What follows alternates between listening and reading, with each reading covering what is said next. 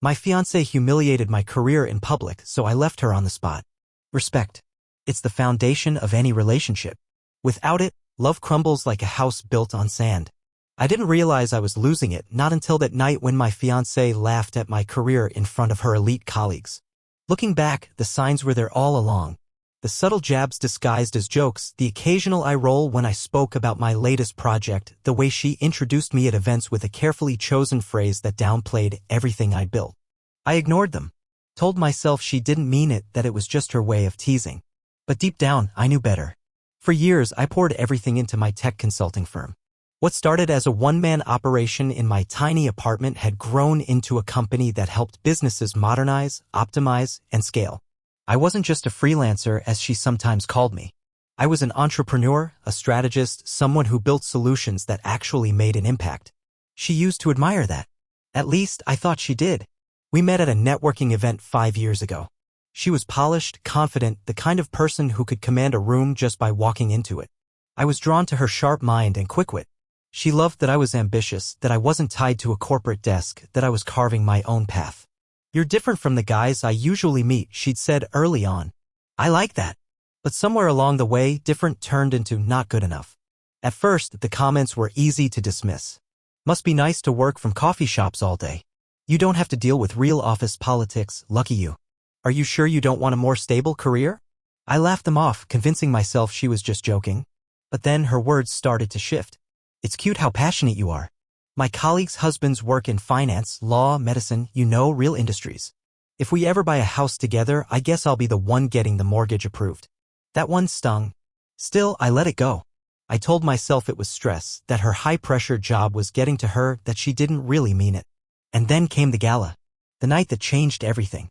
Her firm was hosting its annual fundraising event, a lavish affair attended by the city's top executives, investors, and politicians. A night of power, influence, and connections. She had been talking about it for weeks, reminding me to get my suit tailored, to be on my best behavior, to make sure I fit in with her world. I brushed off the comments at the time. I was used to networking. My business thrived on relationships. I wasn't intimidated by powerful people. If anything, I saw them as potential clients. But she didn't see it that way. The ballroom was packed with men in tuxedos, women in elegant gowns, waiters weaving through the crowd with trays of champagne. She guided me through the sea of people, introducing me to partners, associates, clients. I smiled, shook hands, played the role of the supportive fiancé. And then it happened. We were speaking with a well-known investor, a man whose name was attached to half the skyscrapers in the city. He turned to me, curiosity in his eyes. "So, what do you do?" Before I could answer, she laughed. That forced, polished laugh she used when she wanted to impress someone. Then she said the words that would burn into my memory forever. "He runs a little consulting business," she said, waving a hand dismissively. "Basically, he's a freelancer who plays CEO." The investor chuckled politely. I didn't. I stood there, frozen, my ears ringing. I looked at her, waiting for her to take it back, to say she was joking. But she didn't. She just smiled and took another sip of her wine, as if her words meant nothing. As if I meant nothing. A slow, suffocating realization settled over me. This wasn't just a careless remark. This wasn't a joke. This was what she actually thought of me. I excused myself, walked toward the balcony, and gripped the railing, trying to steady my breathing. The city lights stretched before me, but I barely saw them. All I could hear were her words repeating in my head. A freelancer who plays CEO. Was this what she had been thinking all along? That my work, my passion, everything I had built was just a game? I should have seen it sooner. I should have paid attention to the way she introduced me, the way she spoke about her colleagues' husbands with admiration while I was just something to tolerate. And for what? To be with someone who thought I was beneath her? No. I wasn't going to ignore it anymore. I wasn't going to make excuses. This wasn't about hurt feelings. It was about something deeper. Respect. And if she couldn't give me that, then there was nothing left to save. I stood on that balcony, staring at the skyline, the city lights blurring as my mind raced.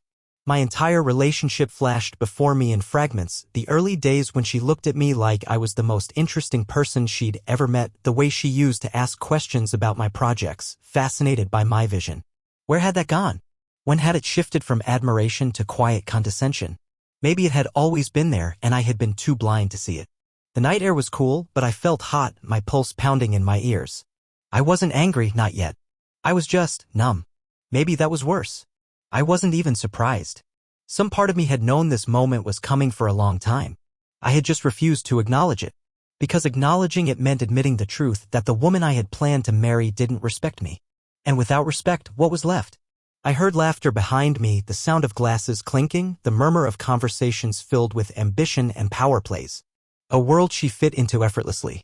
A world she had tried to mold me into. I had always been willing to stand beside her, to support her, to celebrate her victories. But she had never truly done the same for me. Not in the way that mattered. I took a deep breath and turned back toward the ballroom. I needed to say something. I needed to confront her. But as I walked back inside, I didn't have to go far. She was standing just a few feet away, speaking with a group of her colleagues, laughing at some inside joke. And then, as if sensing me, she turned. Our eyes met. For a brief second, I saw something flicker across her face, an unease, maybe even regret. But just as quickly, it was gone, replaced by the cool, polished expression she always wore at these events.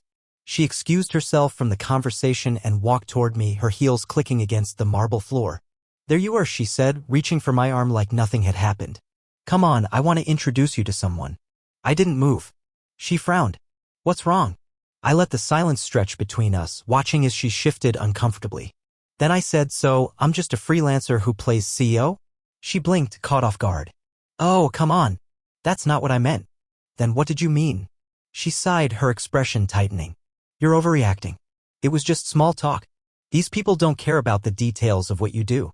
I was just keeping the conversation light. By making me sound insignificant? Her patience was wearing thin. I was playing to the audience. You don't understand how these circles work. Everyone here is trying to establish status and... I let out a short laugh. And I don't have any, right? At least, not the kind that matters to you. She exhaled sharply, glancing around as if worried someone might be listening. Can we not do this here? I shook my head. No, I think here is exactly where we should do this. You humiliated me in front of your colleagues. The least you can do is acknowledge it. Her jaw tightened. I wasn't trying to humiliate you. I was trying to make sure you didn't feel out of place. I stared at her, disbelief washing over me. By making it clear to everyone that I don't belong? Her silence was answer enough. I stepped back. The weight of realization settled over me, heavier than I had expected. I had spent so much time believing we were building a future together. But the truth was I had been building it alone. She had been watching from the sidelines, waiting to see if I would measure up to the expectations she wasn't even willing to say out loud. And now I had my answer. I reached into my pocket and pulled out the small velvet box that had been there since the moment I left the house. I had carried it with me every day for weeks, waiting for the right moment. Waiting for a sign that we were ready to take the next step. This was a sign. Just not the one I had been expecting. I held the box between us and, for the first time all night, I saw real panic flicker across her face. What are you doing? She whispered. I'm saving myself from making the biggest mistake of my life. Her eyes widened. You're not serious. I opened the box, revealing the ring inside, and then, in one smooth motion, I snapped it shut and placed it in her hand. We're done. Her fingers curled around the box as if she didn't quite believe what was happening. You're overreacting. No, I said, feeling lighter than I had in years. I've just finally had enough.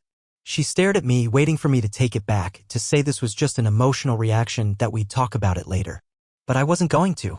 I turned and walked away, leaving her standing there in the middle of the ballroom, surrounded by the very people she had been so desperate to impress.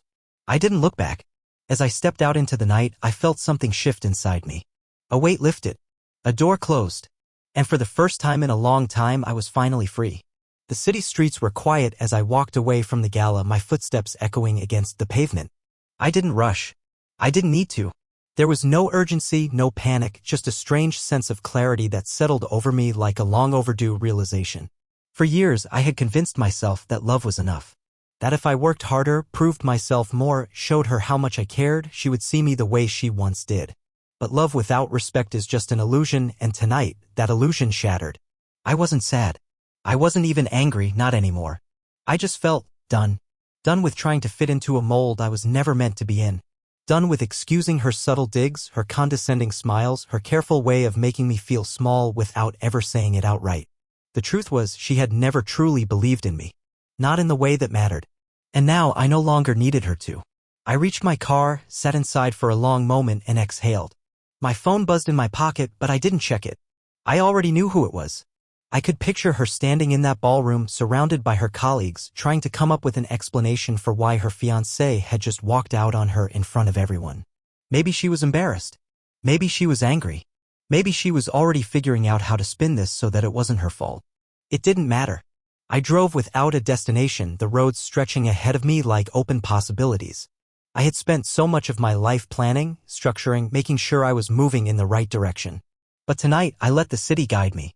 The neon lights, the empty highways, the feeling of being completely untethered for the first time in years, it was freeing in a way I hadn't expected. Eventually, I ended up outside my office. A modest but modern space downtown, nothing flashy but built with purpose. I had signed the lease 3 years ago, back when my business had finally grown big enough to justify the move out of my home office. I remembered how proud I had been, how I had called her the moment I got the keys. Back then, she had seemed happy for me. Or maybe she had just been good at pretending. I stepped inside, flipping on the lights.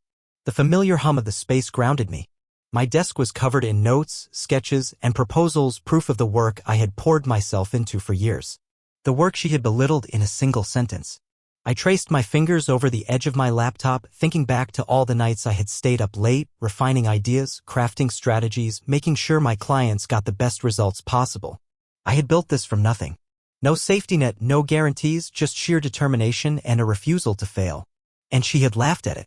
The thought should have made me angry, but all I felt was a quiet resolve. This wasn't the end of something. It was the beginning. I grabbed a notebook and flipped to a fresh page. My mind was already moving forward, thinking about the next step. The next project. The next version of myself. Because one thing was certain, I wasn't going to waste another second trying to prove my worth to someone who never truly saw it. By the time I left the office, the sun was beginning to rise, streaks of gold breaking across the city skyline. It felt symbolic in a way, like a new chapter was already unfolding, even if I didn't know exactly what it looked like yet. I drove home, finally checking my phone when I parked in my driveway. The screen was flooded with messages. Hers, mostly. We need to talk. This isn't how things should end. You're being irrational. Call me. At least let's be adults about this. I stared at the words, but they felt hollow. There was a time when they might have pulled me back in, when I would have felt the need to explain myself, to fix things, to make her understand. Not anymore. I deleted the messages without responding. The next few days were a blur. Word of what had happened spread fast. Our mutual friends sent cautious texts, some expressing support, others clearly trying to figure out whose side they should be on. I didn't care. The people who truly knew me, who truly valued me, didn't need explanations. Work became my escape, but not in a way that felt like avoidance. It felt like focus, like clarity, like I was pouring energy into something that actually mattered. The week after the breakup, I landed one of the biggest contracts of my career, an innovative tech expansion project that would put my firm in front of major investors. It was the kind of deal that proved I was exactly where I was meant to be. She must have heard about it because the messages started again.